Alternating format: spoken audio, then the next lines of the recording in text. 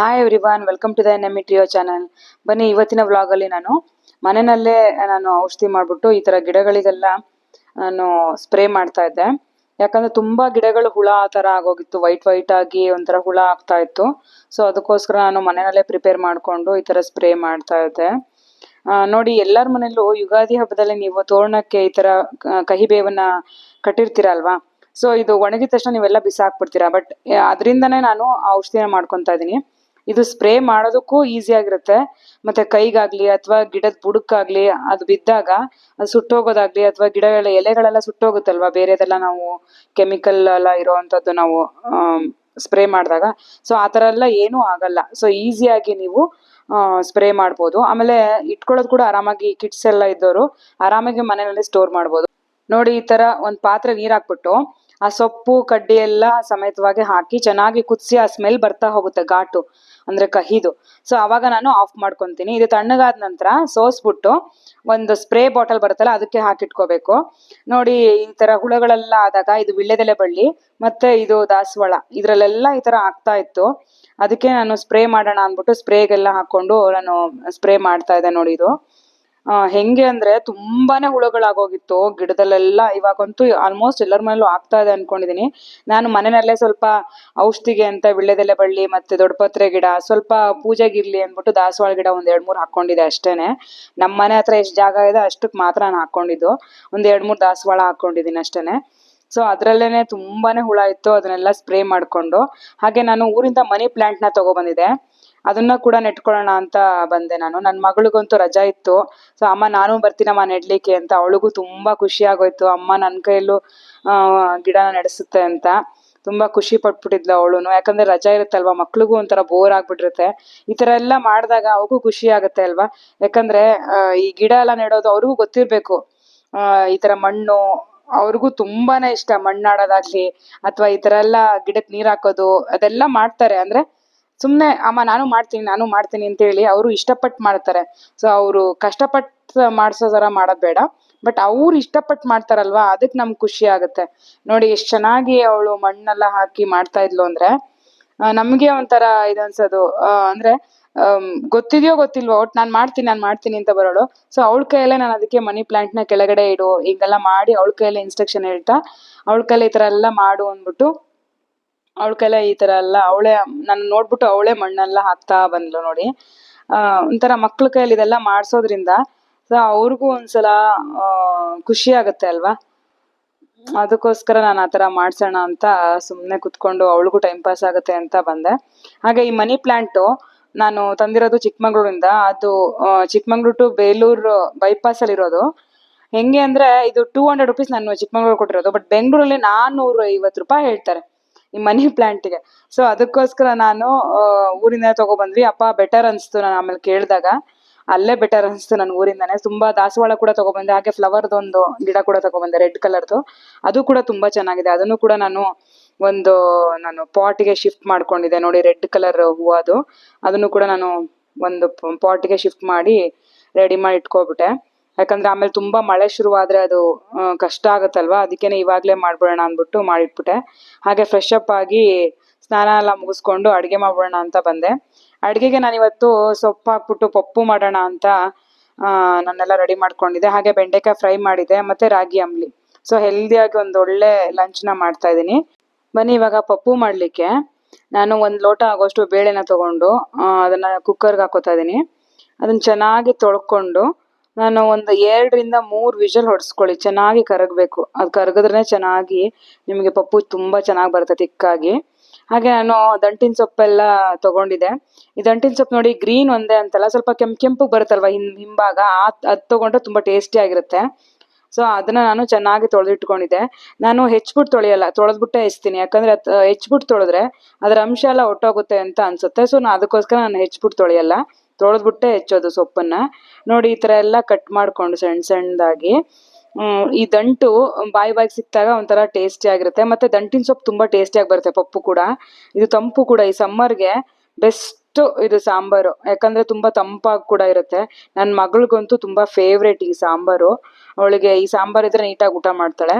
ಹಾಗೆ ಹಸಿರು ಮೆಣಸಿನ್ಕಾಯಿ ಕೂಡ ಕಟ್ ಮಾಡಿ ಇಟ್ಕೊಬಿಡೋಣ. ನನ್ನ ಹಸ್ಬೆಂಡ್ ಕೂಡ ಮಧ್ಯಾಹ್ನ ಊಟಕ್ಕೆ ಇರ್ಲಿಲ್ಲ, ಅವ್ರು ಬರೋದು ನೈಟ್ ಆಗುತ್ತಲ್ವಾ, ಸೊ ನೈಟ್ಗೂ ಆಗುತ್ತೆ ಅಂದ್ಬಿಟ್ಟು ನಾನು ಸಾಂಬಾರೆಲ್ಲ ಮಾಡ್ಕೊಬಿಡೋಣ ಅಂತ ಮಾಡ್ತಾ ಇದ್ದೆ. ಒಂದು 3-4 ಮೆಣಸಿನ್ಕಾಯಿನ ಕಟ್ ಮಾಡಿಟ್ಕೊಂಡು ಚಿಕ್ಕದಾಗಿ ನಾನು ಬೆಳ್ಳುಳ್ಳಿನೂ ಕೂಡ ಒಂದು 5-6 ಬೆಳ್ಳುಳ್ಳಿ ತೊಗೊಂಡಿದ್ದೆ. ನಾಟಿ ಬೆಳ್ಳುಳ್ಳಿ ಆದರೆ ನೋಡಿ ನಿಮಗೆ ತುಂಬಾ ಟೇಸ್ಟ್ ಬರುತ್ತೆ. ಬಟ್ ಇದು ನಾಟಿ ಅಲ್ಲ, ಇದು ಹೈಬ್ರಿಡು. ನಾಟಿ ಇದು ಚಿಕ್ಕದಾಗಿ ಬರುತ್ತೆ, ಈ ದಾವಣಗೆರೆ ಸೈಡೆಲ್ಲ ಬರುತ್ತಲ್ಲ, ಅದು ತುಂಬ ಟೇಸ್ಟಿಯಾಗಿ ಕೂಡ ಇರುತ್ತೆ. ಎಲ್ಲರೂ ಸಿಕ್ಕರೆ ಬಿಡಬೇಡಿ, ತಗೊಳ್ಳಿ. ನೋಡಿ ಹಾಗೆ ಒಂದು ಈರುಳ್ಳಿ ಕೂಡ ನಾನು ಹಾಕಿ ಮಾಡ್ತಾ ಇದ್ದೀನಿ. ಈರುಳ್ಳಿ ಅಂದರೆ ನಾನು ರುಬ್ಬೋದಕ್ಕೆ ಹಾಕೋತಾ ಇಲ್ಲ, ಜಸ್ಟ್ ಹಾಗೆ ಒಗ್ಗರಣೆಗೆ ಹಾಕೋತಾ ಇದ್ದೀನಿ. ಏನಂದ್ರೆ ಇದಕ್ಕೆ ಮಸಾಲ ಎಲ್ಲ ರುಬ್ಬಿ ಮಾಡೋವಂಥ ಪಪ್ಪು ಅಲ್ಲ ಇದು. ಪಪ್ಪು ಅಂದರೆ ಜಸ್ಟ್ ಒಂದು 30 ಮಿನಿಟ್ಸಲ್ಲೇ ಮಾಡೋ ಅಂಥದ್ದು ಇದು. ಈಸಿಯಾಗಿ ಮಾಡ್ಕೊಳ್ಳೋ ಅಂಥ ಪಪ್ಪು ಇದು. ತುಂಬ ಚೆನ್ನಾಗಿರುತ್ತೆ, ಹೆಲ್ದಿಯಾಗಿ ಕೂಡ ಇರುತ್ತೆ. ನೋಡಿ ನಾನು ಈ ಥರ ಚಿಕ್ಕದಾಗಿ ಈರುಳ್ಳಿ ಎಲ್ಲ ಕಟ್ ಮಾಡಿ ಇಟ್ಕೋತೀನಿ ಒಗ್ಗರಣೆಗೆ ಹಾಕಲಿಕ್ಕೆ. ಹಾಗೆ ಟೊಮ್ಯಾಟೊ ಕೂಡ ತೊಗೊಂಡಿದ್ದೀನಿ. ಇದು ಫುಲ್ ಹಣ್ಣಾಗಿರೋಂಥ ಟೊಮ್ಯಾಟೊ ತೊಗೊಂಡಿದ್ದೀನಿ. ಇದು ಹುಳಿ ಟೊಮ್ಯಾಟೊ ಅಲ್ಲ, ಆ್ಯಪಲ್ ಟೊಮ್ಯಾಟೊ. ನೀವು ಹುಳಿ ಟೊಮ್ಯಾಟೊ ಬೇಕು ಅಂದರೆ ಹುಳಿ ಟೊಮ್ಯಾಟೊ ಕೂಡ ತೊಗೋಬೋದು, ತುಂಬಾ ಚೆನ್ನಾಗಿರುತ್ತೆ. ನಾನು ಆ್ಯಪಲ್ ಟೊಮ್ಯಾಟೊ ತೊಗೊಂಡಿದ್ದೀನಿ, ಯಾಕಂದರೆ ನಾನು ಸಾಂಬಾರ್ಗೆ ಸ್ವಲ್ಪ ನಿಂಬೆ ಹಣ್ಣನ್ನ ಹಿಂಡ್ಕೊಂಡು ಊಟ ಮಾಡೋದು, ಈ ಪಪ್ಪುಗೆಲ್ಲ ತುಂಬ ಟೇಸ್ಟ್ ಆಗುತ್ತೆ ಅಂತ. ಸೊ ಅದಕ್ಕೋಸ್ಕರ ನಾವು ಆ್ಯಪಲ್ ಟೊಮ್ಯಾಟೊನ ತೊಗೊಂಡಿರೋದು, ತುಂಬ ಹುಳಿ ಬೇಡ ಅಂತ. ನೋಡಿ ಎಲ್ಲ ಕಟ್ ಮಾಡಿ ಇಟ್ಕೊಂಡು ಆಗಿದೆ. ಇವಾಗ ನಾನು ಒಗ್ಗರಣೆಗೆ ರೆಡಿ ಮಾಡ್ಕೊಬಿಡ್ತೀನಿ. ಒಗ್ಗರಣೆಗೆ ಏನಂದರೆ ಫಸ್ಟ್ ಒಂದು ಚಿಕ್ಕ ಕುಕ್ಕರ್ ಇಟ್ಕೊಳ್ತಾ ಇದ್ದೀನಿ. ಅದನ್ನು ಇಟ್ಕೊಂಡು ಸ್ವಲ್ಪ ಎಣ್ಣೆನ ಹಾಕೋತಾ ಇದ್ದೀನಿ. ಬೇಳೆ ಕೂಡ ಬೆಂದಾಗಿದೆ ಆಲ್ರೆಡಿ. ಎಣ್ಣೆ ಹಾಕ್ಕೊಂಡು ಇದು ಒಗ್ಗರಣೆಗೆ ಅಂದರೆ ನಾನು ಸಪ್ರೇಟಾಗಿ ಏನು ಒಗ್ಗರಣೆ ಮಾಡಿ ಹಾಕಲ್ಲ, ಇದರಲ್ಲೇ ಮಾಡ್ಕೋತಾ ಇದ್ದೀನಿ. ಅದಕ್ಕೆ ನಾನು ಎಣ್ಣೆ ಕಾದ ನಂತರ ಸಾಸಿವೆ ಕೂಡ ಹಾಕ್ಕೊಂಡು ಇದಕ್ಕೆ ನಾನು ಬೆಳ್ಳುಳ್ಳಿ ಕೂಡ ಹಾಕೋತಾ ಇದ್ದೀನಿ. ಬೆಳ್ಳುಳ್ಳಿ ಫುಲ್ಲು ನಿಮಗೆ ಕ್ರಂಚಿ ಆಗೋಷ್ಟು ಫ್ರೈ ಮಾಡ್ಕೊಳ್ಳಿ. ನಾರ್ಮಲಿ ಎಲ್ಲರೂ ಗೊತ್ತಿರುತ್ತಲ್ವ ಪಪ್ಪು ಮಾಡೋದು, ಬಟ್ ಲಾಸ್ಟಲ್ಲಿ ಹಾಕ್ತಾರೆ. ಬಟ್ ನಾನು ಲಾಸ್ಟಲ್ಲಿ ಹಾಕ್ತಾ ಇಲ್ಲ ಒಗ್ಗರಣೆನ, ಫಸ್ಟ್ಗೆನೆ ಈ ಥರ ಬೆಳ್ಳುಳ್ಳಿ ಎಲ್ಲ ಫುಲ್ ಫ್ರೈ ಮಾಡಿ ಅದರಲ್ಲೇ ನಾನು ಕುದಿಸ್ತೀನಿ ಬೆಳ್ಳುಳ್ಳಿನ. ಆ ನೀರನ್ನೇ ಬಿಟ್ಕೋಬೇಕು ಬೆಳ್ಳುಳ್ಳಿದೆಲ್ಲ, ಚೆನ್ನಾಗಿ ಬರುತ್ತೆ ಅಂತ. ಹಾಗೆ ಹಸಿರು ಮೆಣಸಿನ್ಕಾಯಿ ಕಟ್ ಮಾಡಿ ಇಟ್ಕೊಂಡಿದ್ನಲ್ವಾ, ಅದನ್ನು ಕೂಡ ಹಾಕೋತಾ ಇದ್ದೀನಿ. ಆಮೇಲೆ ಬೇಗ ಕೂಡ ಆಗುತ್ತೆ ಅಂತ ಅಷ್ಟೇ. ನೋಡಿ ಒಂದು ಈರುಳ್ಳಿ ಕಟ್ ಮಾಡಿ ಇಟ್ಕೊಂಡಿದ್ನಲ್ಲ, ಅದನ್ನು ಕೂಡ ಹಾಕ್ಕೊಂಡು ಚೆನ್ನಾಗಿ ಫ್ರೈ ಮಾಡ್ಕೋತಾ ನೋಡಿ ಅರ್ಧ ಸ್ಪೂನ್ ಆಗೋಷ್ಟು ನಾನು ಜೀರಿಗೆನ ಹಾಕೋತಾ ಇದ್ದೀನಿ. ಅಂದರೆ ಫಸ್ಟಿಗೆ ಹಾಕ್ಬಿಟ್ರೆ ನೀವು ಹೊತ್ತದಂಗೆ ಆಗ್ಬಿಡುತ್ತೆ, ಅದಕ್ಕೆ ನಾನು ಈ ಮಿಡ್ಲಲ್ಲಿ ಹಾಕ್ತಾ ಇರೋದು. ಇದನ್ನು ಚೆನ್ನಾಗಿ ಫ್ರೈ ಮಾಡ್ಕೊತಾ ಹೋದರೆ ಆವಾಗ ನಿಮಗೆ ಆ ಜೀರಿಗೆ ಮತ್ತು ಬೆಳ್ಳುಳ್ಳಿದು ಚೆನ್ನಾಗಿ ಫ್ಲೇವರ್ ಕೊಡುತ್ತೆ ಅಂತ ಅಷ್ಟೇ. ನೋಡಿ ಈ ಥರ ಎಲ್ಲ ಫ್ರೈ ಮಾಡಿಕೊಂಡು ಹಾಗೆ ಇವಾಗ ನಾನು ಟೊಮ್ಯಾಟೋನ ಹಾಕೋತಾ ಇದ್ದೀನಿ. ಈ ಟೊಮ್ಯಾಟೊ ಕೂಡ ಚೆನ್ನಾಗಿ ಸ್ಮ್ಯಾಶ್ ಆಗೋಷ್ಟು ಬೇಯಿಸ್ಕೋಬೇಕು. ಹಂಗಿದ್ರೆ ಮಾತ್ರ ನಿಮಗೆ ಚೆನ್ನಾಗಿ ಬರುತ್ತೆ ಪಪ್ಪು ಕೂಡ. ಆ ರಸ ಎಲ್ಲ ಬಿಟ್ಕೋಬೇಕಲ್ವಾ, ಅದಕ್ಕೇನೆ ಚೆನ್ನಾಗಿ ಬೇಯಿಸ್ಕೊಂಡು ಸ್ವಲ್ಪ ಹಿಂಗ್ ಕೂಡ ಹಾಕೋತಾ ಇದ್ದೀನಿ. ಹಿಂಗೆಲ್ಲ ಆಪ್ಷನಲ್, ನಿಮಗೆ ಬೇಕಿದ್ರೆ ಹಾಕ್ಕೊಳ್ಳಿ, ಹಿಂಗ್ ಬೇಕಂದ್ರೆ ಹಿಂಗ್ ಹಾಕ್ಕೊಳ್ಳಿ, ಬೆಳ್ಳುಳ್ಳಿ ಬೇಕಂದ್ರೆ ಬೆಳ್ಳುಳ್ಳಿ ಹಾಕ್ಕೊಳ್ಳಿ. ನಾನು ಎರಡೂ ಹಾಕ್ಕೊಂಡಿದ್ದೀನಿ. ಹಾಗೆ ಒಂದು 3-4 ನಾನು ಕರಿಬೇವು ಕೂಡ ಹಾಕ್ಕೊಂಡೆ.